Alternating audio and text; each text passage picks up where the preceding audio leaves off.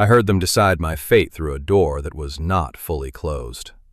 The sliver of an opening, no wider than a finger, was enough to let their voices spill into the shadowed hallway where I stood, a forgotten ghost in my own home.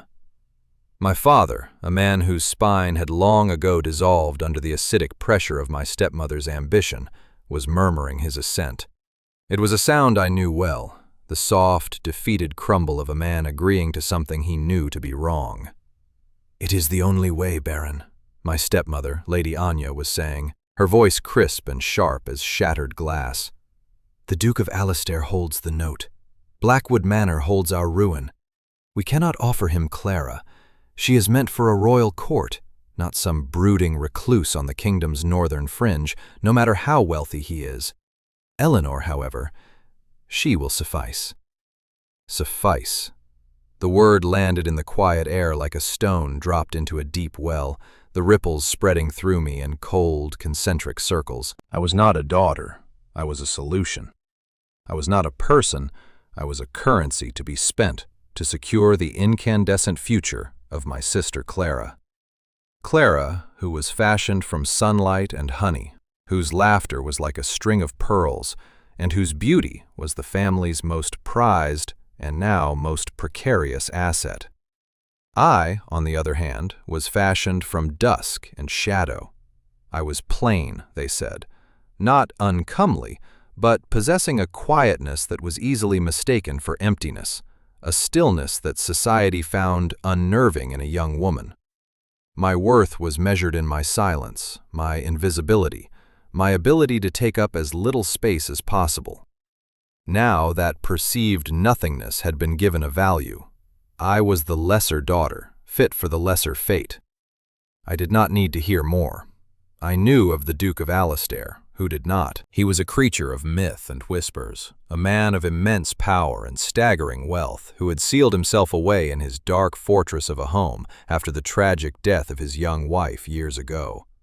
They said he was severe, cold, a man made of granite and grief. And it was to this man, this stranger, that they intended to sacrifice me. I was to be the lamb tethered to the post, hoping the wolf was not hungry. That night I did not sleep. I lay in my narrow bed and watched the moonlight paint a cold silver rectangle on the floor, and I made a decision. They had decided my fate, but they had not yet enacted it. I would not be a pawn in their desperate game. I would not be traded and sold. I had one thing of value they had forgotten, a small, crumbling cottage on the very edge of the Alastair Duchy, a place left to me by my own mother in her will. A document my father had never bothered to contest because the property was considered worthless. It was remote, derelict, and, most importantly, mine. I would flee to the kingdom's borders, not to fight, but to disappear entirely. I would become so small, so insignificant that even a duke's gaze would pass over me. 2 days later, with a small bundle of clothes, the last of my mother's jewelry, and a handful of cherished books, I was gone. The journey north was a blur of jolting carriage rides and lonely inns, every stranger's glance a potential threat, every distant rider a pursuer. But no one came. It seemed my disappearance was as inconsequential as my presence had been. I had simply evaporated, a small gray puddle drying in the sun. The cottage was worse than I had remembered from childhood visits. It stood on a windswept ridge, a hunched and lonely shape against a vast, bruised sky.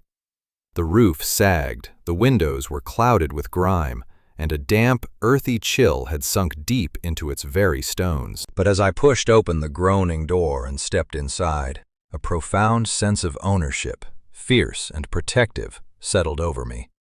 This ruin was my own. This cold was my own. This solitude was my own. For the first time in my life, I was not a guest in someone else's world. I was the reluctant queen of a tiny, crumbling kingdom of dust and decay.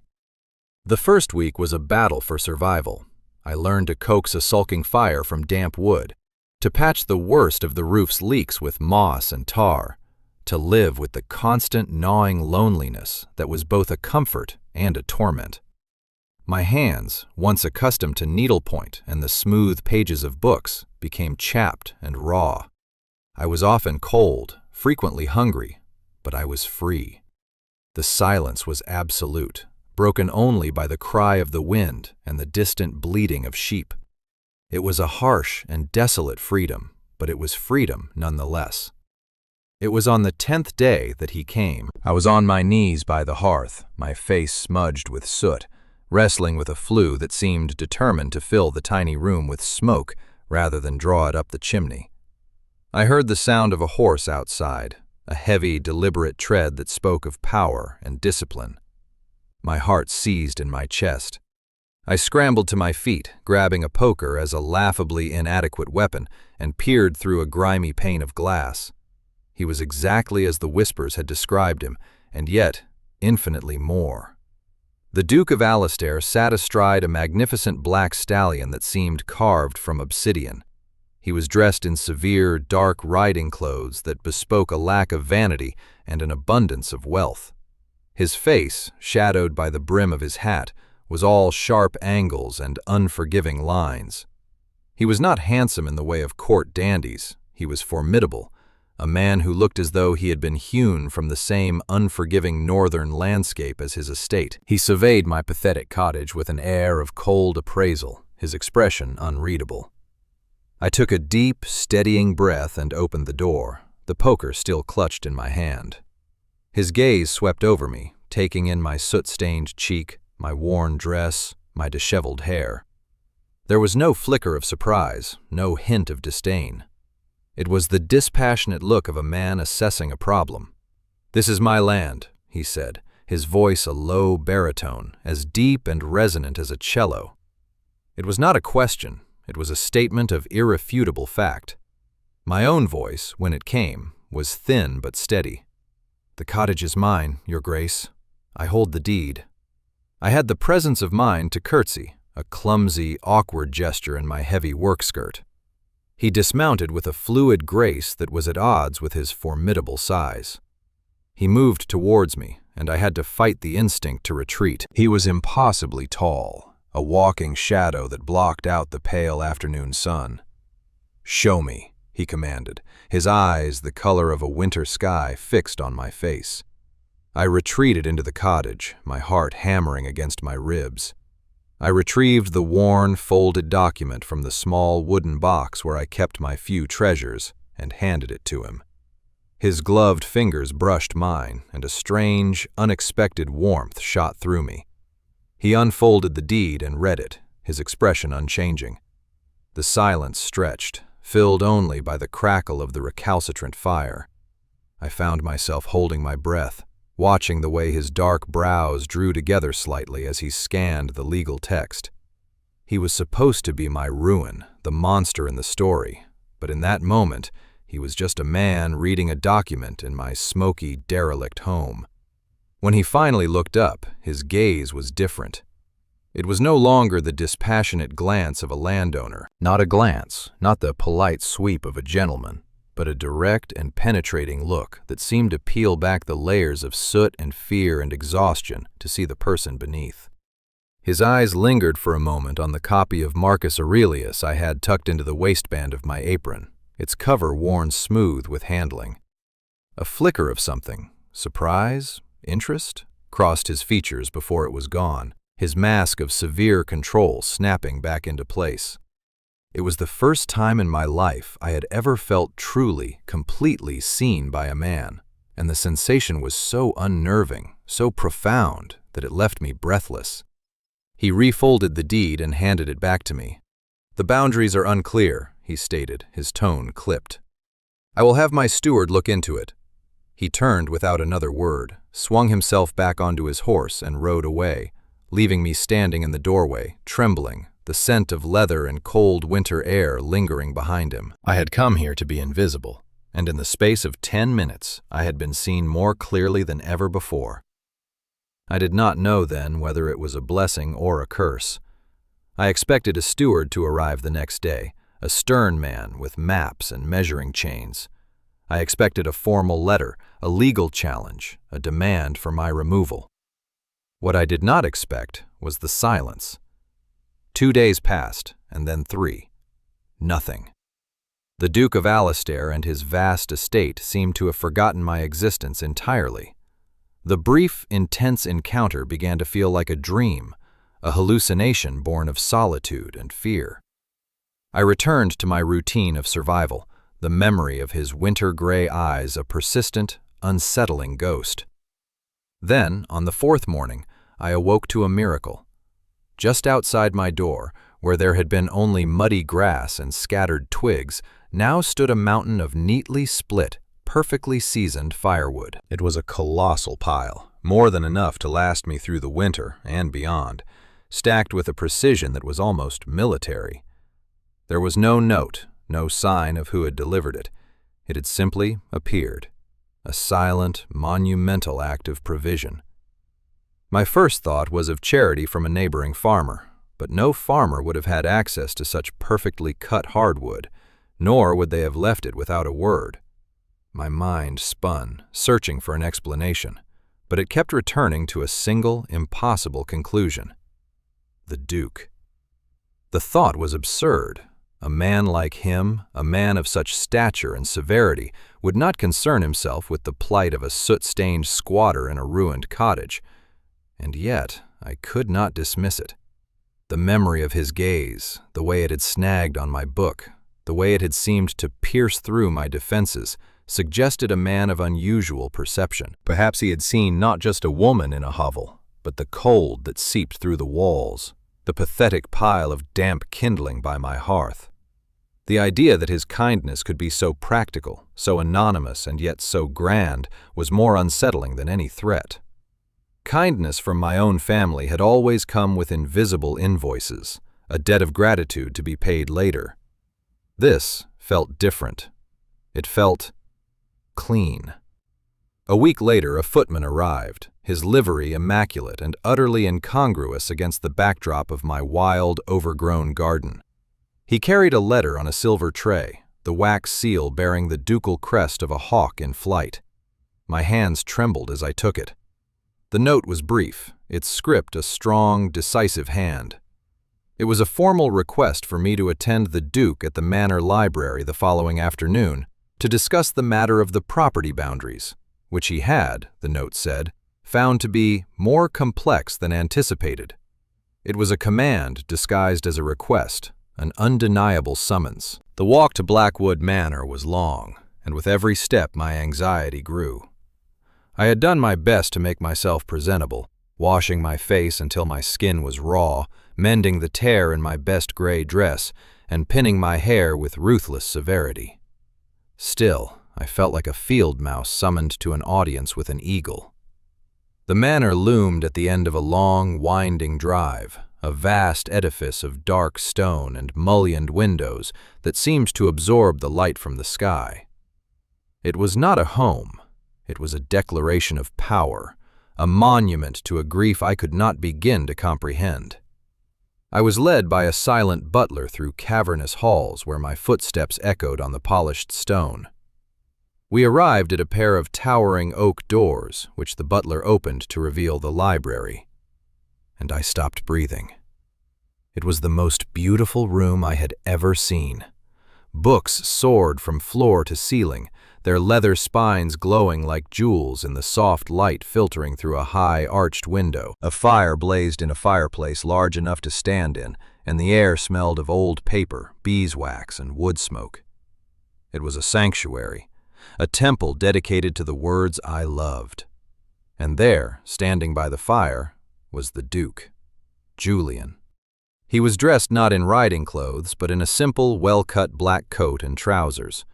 Without the imposing height of his horse, he seemed more human, though no less intimidating. "Miss Ainsworth," he said, his voice quiet but resonant in the vast space. "Thank you for coming." He gestured to a chair near the fire, and I sat, my hands clenched tightly in my lap. A map was unrolled on a large table between us, a beautiful hand-drawn thing showing the intricate lines of his estate. He began to speak of boundaries and deeds, of historical rights of way and water sources, his finger tracing the lines on the parchment. His explanation was lucid, precise, and entirely plausible. And yet I knew, with a certainty that settled deep in my bones, that it was a complete and utter fabrication. The map was a prop. The meeting was a pretext. I listened politely, nodding as he spoke, but my eyes kept straying to the shelves of books. When he paused, I could not help myself. "Is that a first edition of Tacitus?" I asked, my voice barely a whisper, nodding towards a particularly beautiful volume on a nearby shelf. He stopped, his finger hovering over the map. He turned to follow my gaze, and a small, almost imperceptible shift occurred in his expression. The severe mask softened for a fraction of a second. "It is," he said. "Do you read Latin?" "My father believed a classical education was wasted on a woman," I replied, a hint of old bitterness creeping into my tone. My mother, however, did not. And just like that, the map was forgotten. We spoke of Tacitus, then of Seneca, and then of the very copy of Marcus Aurelius he had seen in my apron. He walked to the shelves and pulled down a book. "Have you read Montaigne?" he asked, holding it out to me. When I shook my head, he simply placed it on the table beside me. "You should," he said. "He understands the architecture of solitude." We talked for over an hour. We spoke of books and philosophy, of crop rotation and land management. He listened to my opinions with a focused intensity that was both unnerving and exhilarating. He did not condescend. He debated. He did not flatter. He challenged. For that 1 hour in that magnificent room, I was not a plain, overlooked daughter or a destitute refugee. I was his intellectual equal. And as I finally rose to leave, the borrowed book clutched in my hand like a talisman, I knew that something profound and dangerous had begun. His visits to the cottage started after that, perhaps once a week. He always had a reason, a plausible excuse that satisfied the rigorous demands of propriety. A fence needed inspecting near my property line. A tenant farmer in a neighboring plot was having trouble with a well. He would appear on his black stallion, a dark and solitary figure against the vast landscape, and we would talk. We rarely spoke of anything personal. We spoke of ideas, of the land, of the changing seasons. But beneath the surface of our formal conversations, a silent language was developing, a language of shared glances, of comfortable silences, of the mutual recognition of two lonely souls. One afternoon he found me struggling to reset a loose stone in my hearth.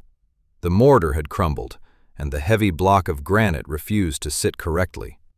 He dismounted, and without a word came inside, rolling up the sleeves of his fine linen shirt. "Allow me," he said, his voice a low rumble in the small space. He knelt before the fireplace, his broad shoulders filling the cramped room. He worked with a quiet, focused competence, his large, strong hands surprisingly deft as he mixed a small amount of mortar and carefully set the stone in place. I knelt beside him to hand him a trowel, and as he reached for it, his fingers brushed against mine. It was the barest of touches, a fleeting contact of skin on skin, but it felt like a bolt of lightning. A jolt of pure, unadulterated awareness shot through me, so powerful it made me gasp. He froze, his hand hovering over mine. I could feel the heat of his skin, the rough texture of a callus on his thumb. I looked up and found him watching me, his gray eyes dark and intense. The air in the cottage grew thick, heavy, charged with everything we had never said. The crackle of the fire was the only sound. For a long, breathless moment, the entire world shrank to the few inches of space between us. Then, as if breaking a spell, he slowly withdrew his hand and turned his attention back to the hearthstone, his movements suddenly stiff and overly precise. Neither of us spoke of it, but the cottage was forever changed. It was no longer just my refuge. It was a space that now held the ghost of that touch, the memory of that shared, forbidden stillness. A few evenings later, he came just as twilight was bleeding purple and gold across the sky. He did not have an excuse this time. He simply appeared at my door, holding a small, cloth-wrapped parcel. He said nothing, merely handed it to me. Inside was a loaf of freshly baked bread, still warm from the oven, and a small wedge of cheese. It was such a simple domestic offering, so at odds with the formidable Duke of Alistair, that I was left speechless. I invited him in, and he sat in the single rickety chair I possessed, while I sat on my stool by the fire. We shared the bread and cheese in near silence, the quiet between us now comfortable, familiar. The firelight flickered across his face, softening the harsh lines, revealing a weariness around his eyes I had not seen before. He watched me as I ate, his expression thoughtful, contemplative. When we were finished, he rose to leave. He stood before me, a tall shadow in the dim light. "My name is Julian," he said, his voice soft, almost hesitant. The sound of his given name, spoken aloud in that intimate space, was a shock. It was a gift, a key turning in a lock I had not known was there. "I would be honored if you would use it." Eleanor. He had called me Eleanor before, but this was different. This was an invitation across a vast social chasm, a deliberate dismantling of the walls of rank and propriety that separated us. To call a duke by his Christian name was an act of profound intimacy, a step from which there was no return. "Julian," I whispered, testing the name on my tongue. It felt both foreign and deeply familiar.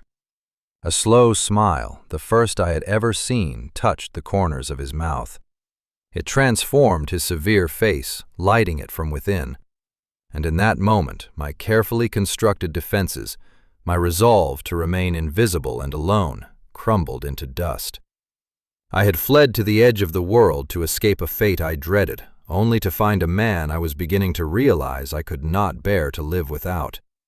The precarious peace I had found, the fragile hope that had begun to bloom in the barren soil of my heart, was shattered by the arrival of a letter. It came via a circuitous route, forwarded from my former home by a sympathetic housemaid, and it bore the seal of my father's solicitor. I sat by my small window, the late afternoon sun casting long, slanted ribbons of light across the floor, and broke the seal with a sense of deep foreboding. The words on the page were a dense thicket of legal jargon, but their meaning was brutally, devastatingly clear. I had to read the crucial paragraph 3 times before the full horror of it could penetrate my disbelief. My family's debt, the one that had precipitated my flight, was not owed to some vague and nebulous creditor. The name Mr. Blackwood had been a cruel fiction, a lie to make the transaction more palatable. The debt, a staggering sum that had hung over my family for a generation, was owed to one man and one man alone, Julian, the Duke of Alistair. The air rushed from my lungs, the letter fell from my numb fingers. Every kindness, every conversation, every shared silence was instantly and poisonously recontextualized. He had known all along. From the moment he had first seen me, soot-stained and defiant at my cottage door, he had known exactly who I was. I was not a surprise, not an intriguing stranger. I was a piece of collateral. My derelict cottage, the one I had believed to be my only true possession, was situated on land that was part of the security for the loan. He had not been visiting a neighbor. He had been inspecting his asset. The firewood, the book, the shared bread, the intimacy of his name. Were they all just calculated moves in a long and patient game? A way to gentle a frightened animal before leading it to slaughter? The thought was a physical blow, winding me, leaving me gasping with a pain far sharper than hunger or cold. I had allowed myself to believe I had been seen, valued for my mind and my spirit, but I had only been appraised, my worth calculated on a ledger I could not see. I had mistaken a predator's careful approach for a gentleman's courtship. The shame of it was a hot, scalding thing that burned behind my eyes. Rage, cold and pure, replaced the pain. I would not be his victim. I would not be the frightened mouse caught in a velvet-lined trap. I snatched the letter from the floor, my course of action decided in a single, furious heartbeat. I did not bother to change my dress, or tidy my hair. I marched out of the cottage and did not stop until I was standing on the imposing front steps of Blackwood Manor, my knuckles white as I raised the heavy iron knocker. The same silent butler opened the door, his composure cracking slightly at the sight of my wild-eyed, disheveled appearance. "I am here to see the Duke," I announced, my voice shaking with suppressed fury. "It is a matter of some urgency." I must have been a terrifying sight, for he did not argue. He led me directly to the library, that beautiful room that now felt like a gilded cage. Julian was standing by the window, looking out at the grounds. He turned as I entered, a welcoming smile starting to form on his lips. It vanished the moment he saw my face. "Eleanor, what is it?" he asked, taking a step towards me. I held up the letter, the paper trembling in my hand. "Was any of it real?" I demanded, my voice raw. "Or was this all part of the acquisition, the quiet taming of the final piece of my father's debt?" He looked at the letter, then back at my face, and I saw comprehension dawn in his eyes. To his credit, he did not deny it. He did not dissemble. His face hardened, the mask of the severe Duke snapping back into place. But his eyes were filled with a deep, wrenching regret. "I knew who you were from the beginning," he admitted, his voice low and strained. "The contract your father signed was an abomination. I had already refused to consider it when they offered your sister. I have no interest in a child bride, particularly one as vain and empty-headed as Clara." "So you decided to take the other one instead?" I shot back, my voice dripping with sarcasm. "The plain, quiet one who came with her own little plot of land?" "No," he said, and his voice was suddenly fierce, cutting through my anger. "No, I came to foreclose on this land, to finally settle the matter of your father's endless deceptions. I expected to find the cottage empty and rotting. And then I found you. You were covered in soot, holding a poker like a broadsword, and you looked at me as if I were the intruder. Everything else was a catastrophe of their making. You were a complication I did not plan for." He took a step closer, his eyes pleading with me to understand.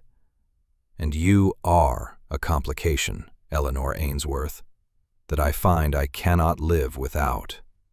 I stared at him, my fury warring with the desperate, treacherous hope his words ignited. "Words," I spat, though my voice lacked its earlier conviction. "How can I believe your words when your actions were all predicated on a lie?" "Because my actions preceded my words," he said, his voice urgent. He strode to the massive desk that dominated one end of the room and unlocked a drawer.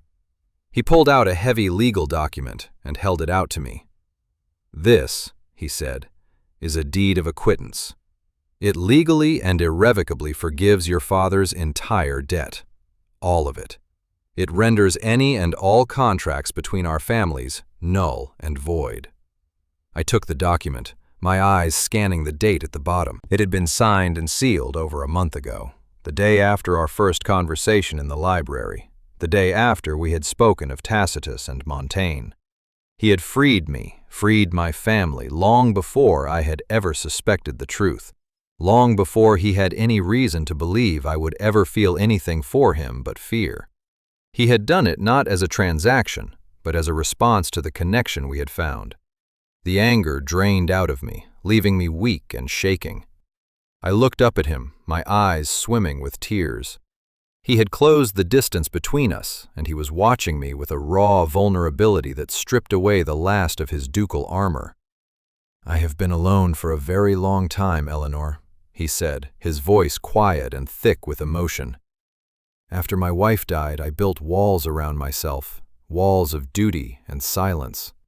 I thought they were impenetrable. I thought I wanted them to be." He reached out, his hand hesitating for a moment before his fingers gently brushed a tear from my cheek. His touch was warm, reverent. "Then you walked into my life, covered in soot, with defiance in your eyes and philosophy in your apron. And you dismantled me, stone by stone. I did not know I was a ruin until I saw myself reflected in you. The contract was the excuse that brought me to your door, but it was you who made me stay. It has always been you." My breath hitched in a sob that was equal parts grief and profound relief. The truth of his words resonated in the deepest part of me. This man, this severe, lonely man, had seen me. He had seen past the plain face, the quiet demeanor, the unfortunate circumstances, and he had seen me. "I was so afraid," I whispered, the confession a painful admission of how much he had come to mean to me. "So was I," he confessed, his thumb stroking my cheek. "I still am." He looked at the deed of acquittance still clutched in my hand. "I was waiting for a moment when you might trust me enough to believe that my feelings for you had nothing to do with that wretched piece of paper. I see now I waited too long." "No," I said, my voice gaining strength. I looked from the legal document to his face, his earnest, anxious face, and I knew. I knew with absolute certainty. "You waited just long enough." I placed my hand over his, pressing his palm against my cheek, a silent acceptance of his confession, a reciprocation of the truth that now flowed between us. We were no longer a duke and a debtor's daughter.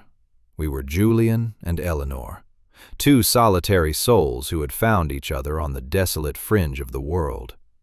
And in that moment, we were no longer allied against each other, but unified against the world that had tried to tear us apart. Our newfound peace, however, was destined to be short-lived. Julian, now that the truth was between us, insisted I leave the cottage and take up residence in a comfortable suite of rooms at the manor. It was not proper, of course, but he brought in the vicar's stout wife to act as a chaperone, a woman whose stern presence quelled any potential for gossip. We were in a strange, suspended state, not betrothed, not yet courting in any official sense, but orbiting each other in the quiet solitude of his home, learning the rhythms of a shared life. It was during a small, formal dinner Julian was hosting for a few of his more influential neighbors that my past came crashing back into my present.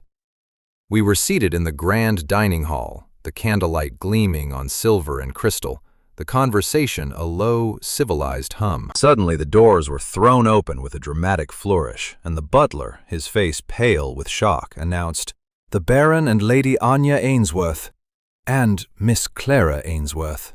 My blood ran cold. There they stood, framed in the doorway like actors on a stage.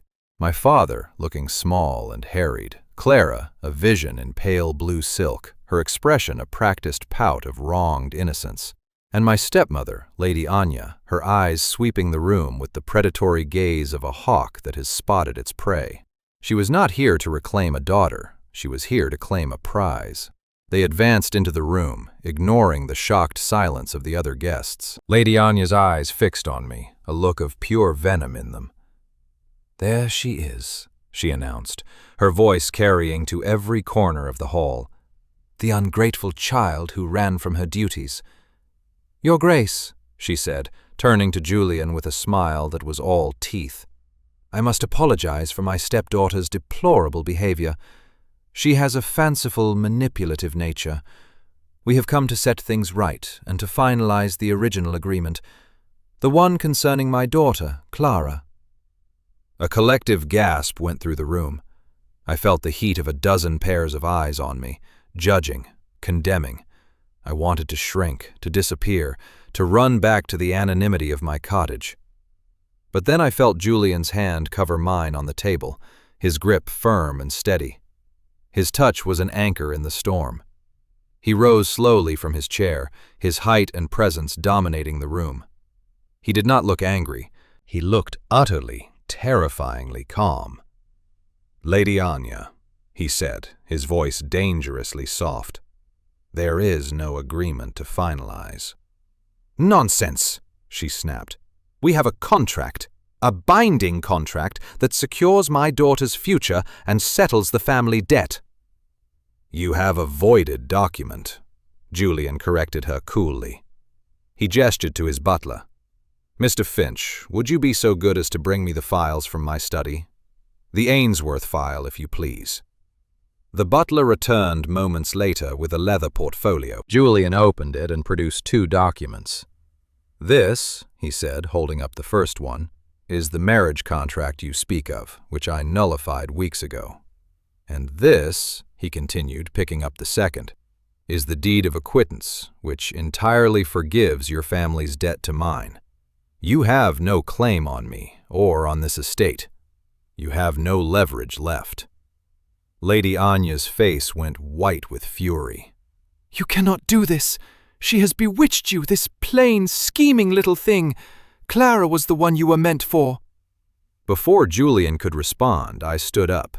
A strange calm had settled over me. I was no longer the frightened girl who had overheard her fate through a crack in the door. I looked at my stepmother, not with fear or hatred, but with a kind of weary pity. "I have not bewitched him," I said, my voice clear and steady, carrying through the silent room. "I have simply spoken with him.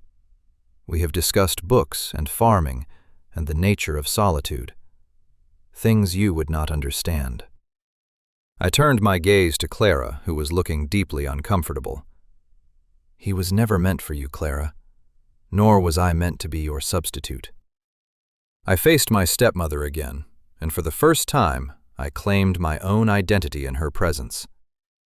"I am not a piece of property to be traded for a better offer. I am not a debt to be settled. All my life you looked at me and saw nothing of value. You never saw me. He did. That is the only difference that matters." My words hung in the air, simple and irrefutable. But Julian was not finished. He held up a third piece of paper. "And speaking of better offers," he said, his voice like ice, "this is a letter intercepted by my staff from you, Lady Anya, to Lord Hemlock. In it, you offer him Clara's hand for a sum slightly higher than the debt you owed me. It seems your daughter's future was always for sale to the highest bidder." The exposure was absolute. The disgrace was total. Lady Anya stood frozen, her face a mask of horrified disbelief. My father seemed to shrink into himself, and even Clara looked at her mother with dawning comprehension and disgust. The other guests stared, their expressions a mixture of shock and contempt. The Ainsworth family's social ruin was complete, executed not with a sword, but with 3 pieces of paper. "Mr. Finch," Julian said quietly, "please show our guests out." They were escorted from the room in a silence more damning than any shouting. As the doors closed behind them, I finally let out the breath I had been holding. I sank back into my chair, my legs trembling. The ordeal was over. After the last of the dinner guests had made their hasty, tactful departures, a profound silence settled over the great house. Julian dismissed the staff for the night, and we were left alone in the vast, candle-lit dining hall.